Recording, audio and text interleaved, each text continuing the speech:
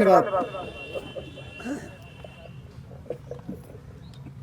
मूल निवासी बहनों तथा भाइयों, साथियों, ये लड़ाई बहुत कठिन है और ये लड़ाई जो है पूरे देश में, पूरे प्रदेश में जो छिड़ी है, ये हक हिस्से की लड़ाई है। और जिससे हम लड़ाई लड़ना चाहते हैं, वो जो आपका दुश्मन है, जिससे हक हिस्सा छीनना है, वो बहुत फरेबी, दगाबाज है, धोखेबाज है। उसका चरित्र ही धोखेबाजी का है, धोखेबाजी का चरित्र है। धोखेबाजी के चरित्र के बारे में रहीमदास जी ने लिखा है, जो ब्राह्मण का चरित्र है वो धोखेबाजी का चरित्र है। रहीमदास जी ने लिखा है कि रहीमन कबहु न कीजिए जस खीरा कर दीन। खीरा को आप लोग देखे होंगे। खीरा जो है ऊपर से बहुत चिकना चुपड़ा होता है, मगर अंदर से उसके 3 फाके 3 टुकड़ों में बटा रहता है। तो चरित्र होता है ब्राह्मण का। रहीमन कबहु न कीजिए जस खीरा कर दीन। ऊपर से तो एक है, नीचे फाके 3 टुकड़े होते हैं। तो आपका दुश्मन उसी तरह से है और इतना फरेबी है ब्राह्मण कि ब्राह्मण का चरित्र वो है कि अगर ब्राह्मण नदियों के किनारे बस जाए, अगर ब्राह्मण नदियों के किनारे बस जाए तो लबों के प्यासे वहां भी लोग मर जाए। ये तो अच्छा हुआ कि मौसम पर उसका बस नहीं चलता, नहीं तो सावन की घटाएं उन्हीं के खेत में बरस कर चली जाए। ये है उसका चरित्र। जालिम लोग हैं, ये खतरनाक लोग हैं, ये सांप से भी ज्यादा भयंकर है। अगर भयंकर न होता तो आज आजादी के, मुल्क की आजादी के 74 साल हो गए और 74 साल में 3 पीढ़ियां गुजर जाती हैं और आपको हक अधिकार नहीं मिला। 3 पीढ़ियां गुजर गई लेकिन हक अधिकार नहीं मिला। 74 साल की आजादी में ब्राह्मणवादी ताकतों ने जो 74 साल से देश के लोकतंत्र पर जबरदस्ती कब्जा जमाए हुए हैं, आपके लिए 2 जून की रोटी और शुद्ध पानी की व्यवस्था भी बेईमानों ने नहीं किया। आपके विकास की कोई योजना देश में नहीं बनाई। और ये ब्राह्मण लोग जहां इनके पास आलीशान बिल्डिंग है, लग्जरी गाड़ियां हैं, बैंक डिपॉजिट है, गाड़ियों का काफिला है और असलहों का प्रबंध करके समाज में अपना दबदबा कायम किए हुए हैं, वहीं पर हमारा समाज, एक कमेरा समाज जो रात दिन खेतों में काम करता है, चिलचिलाती धूप में भूखा रंगा रहकर पूरे देश के लोगों का पेट भरने का काम हम करते हैं, मगर फिर भी भूखे और नंगे हैं, बेबस बेकस लाचार और गुलाम है। ये परिस्थिति आजाद भारत में किसने पैदा किया? ये परिस्थिति आजाद भारत में ब्राह्मणों ने पैदा किया कि आज हम भुखमरी के कगार पर। रिपोर्ट है, कांग्रेस के सांसद अर्जुन सेन गुप्ता थे, यूएनओ की रिपोर्ट है और अर्जुन सेन गुप्ता की रिपोर्ट है कि भारत में 74 साल की आजादी में 84 करोड़ लोग गरीब हैं। अगर देश के अंदर 84 करोड़ लोग गरीब हैं तो परिस्थितियां आजाद भारत में किसने पैदा किया? गरीबी तो परिणाम है, मगर गरीबी किस कारण से पैदा हुई, उस समस्या पर लोगों का ध्यान नहीं जा रहा। देश में गरीबी खत्म करने के लिए 74 साल की आजादी में अब तक 50 आयोग बनाए जा चुके हैं। 50 आयोग बने मगर गरीबी खत्म नहीं हुई। गरीबी खत्म करने के लिए 50 आयोग बने, गरीबी खत्म नहीं हुई। मगर गरीबी क्यों नहीं खत्म हुई? आज तक देश में एक भी आयोग नहीं बना।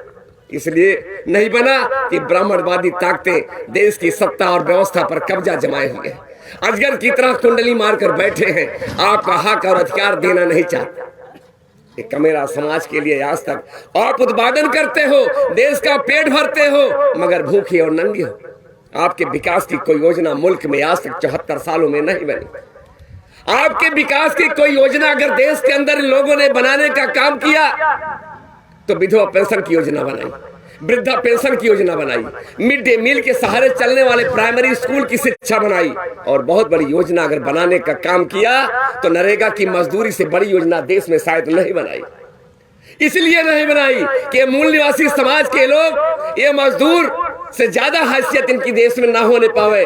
अगर मजदूर से ज्यादा हैसियत हो जाएगी तो आप उनकी सत्ता को चुनौती देंगे। सत्ता और कब्जा जमाए हुए है व्यवस्था पर आप चुनौती देंगे। आप चुनौती देने लायक न रहे और इसी का परिणाम है कि आज देश में 84 करोड़ लोग गरीब हैं। जो 84 करोड़ लोग गरीब हैं देश के अंदर, आज उनकी आमदनी देश में 6 रुपए से लेकर 20 रुपए से ज्यादा नहीं। अगर आप पंचायत का चुनाव भी लड़ना चाहो तो जो सिक्योरिटी पंची प्रधानी और जिला पंचायत में या क्षेत्र पंचायत में जमा होती है 100, 200, 500 रुपए, वो हैसियत भी आपकी नहीं है 84 करोड़ लोगों की कि अपनी अमानत भी चुनाव लड़ने के लिए जमा कर सके। जाहिर सी बात है, अगर 84 करोड़ आदमी इस देश का ग्राम पंचायत का, पंची का, प्रधानी का, बीडीसी का, जिला पंचायत का चुनाव नहीं लड़ सकता, उसकी हैसियत नहीं है, तो साफ जाहिर सी बात है कि 84 करोड़ लोगों को देश की चुनाव की जो प्रक्रिया है उससे बाहर करने का काम इन लोगों ने किया। आपको चुनाव की प्रक्रिया से बाहर कर दिया। तो आज 74 साल से ब्राह्मणवादी सरकारें, चाहे वो कांग्रेस है चाहे बीजेपी हो, आपको लूट रही है। आपका हक अधिकार खत्म कर दिया। आपके पास अब खोने के लिए कुछ भी नहीं है साथियों, खोने के लिए कुछ भी नहीं है। अगर आप लड़ाई लड़ोगे, मैं दावे के साथ कहना चाहता हूं, इस लड़ाई में आप साथ सहयोग समर्थन कीजिए। आपका भविष्य उज्जवल है। ये लड़ाई आपकी लड़ी जा रही पूरे देश में। राष्ट्रीय पिछड़ा वर्ग मोर्चा आपको जागृत करने आया है।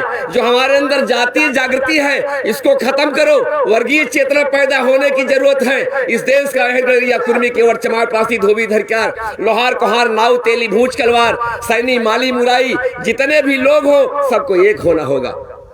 जो समस्या आपकी है वही समस्या आप हमारी है। हम समस्या के आधार पर एक करने आए हैं, केवल ये कहने नहीं आए कि हमें एक हो जाना है। एक होने का फंडा क्या है? अरे आप भी सताए जा रहे हो, मैं भी सताया जा रहा हूँ। आप भी पीटे जा रहे हो, हम भी पीटे जा रहे हैं।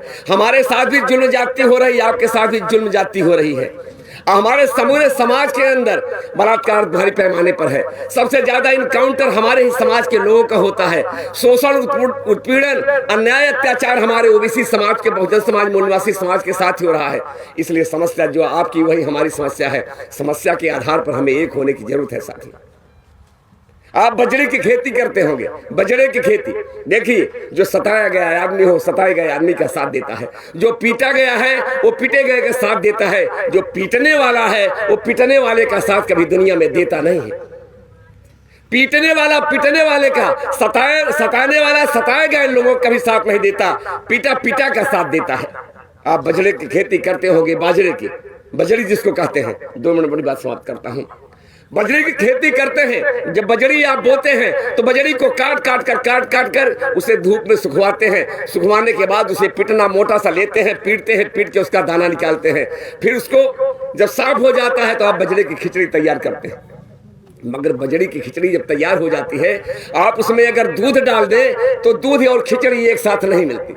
इसलिए नहीं मिलती कि बजरी जो है पीट कर सताई गई है, पीट कर निकाली गई है। मगर जो गाय और भैंस का दूध है वो पीटा नहीं गया है, सीधे गाय और भैंस के असल से निकाला गया है। इसलिए जो है वो बजरी के चावल के साथ, बजरी की खिचड़ी के साथ नहीं मिलती है। मगर वही दूध जब आग पर आप जला दो, आग पर जला दो, खूब गर्म हो जाए। सब्सक्राइब करें आपके अपने चैनल समता आवाज़ टीवी को, बेल आइकन दबाना ना भूलें। सबसे पहले हमारी